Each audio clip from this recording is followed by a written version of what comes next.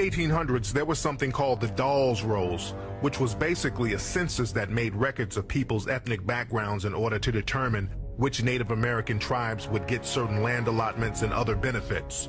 After slavery, many black people were associated with some of these tribes by bloodline, through marriage, through adoption, and even servitude. And because they were associated with these tribes, many black people were entitled to some of these benefits. The government did not want blacks to get these benefits, so they created a separate freedmen's list specifically for black people. They also started to list any full-blooded Native American who had African features as black because they didn't want them getting those benefits either. At the same time, they allowed white citizens to come in and pay money under the table to be listed as part Native American. 1895 and 1896, when a lot of the whites found out the benefits that these blacks are going to be entitled to, a lot of whites went to the Dawes Commission and say, look, why don't you put my name on there? They said, but you're not an Indian. So that's what they said, well, I'll give you $5.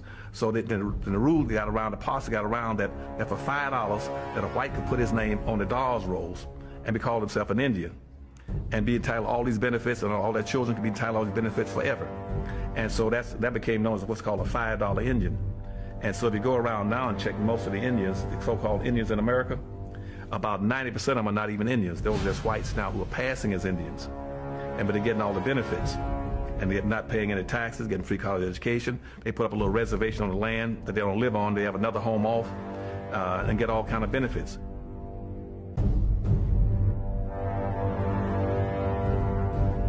Iron Eyes Cody was another famous Native American person.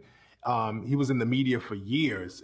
In the 1970s, they utilized him for this pollution commercial. He was known as the Crying Indian. So he was a very well-known Native American in American culture. But the reality is, Iron Eyes Cody wasn't Native American at all. He was Sicilian. Both of his parents were from Sicily. So he didn't have one drop of Native American blood in him. He was another fake Indian.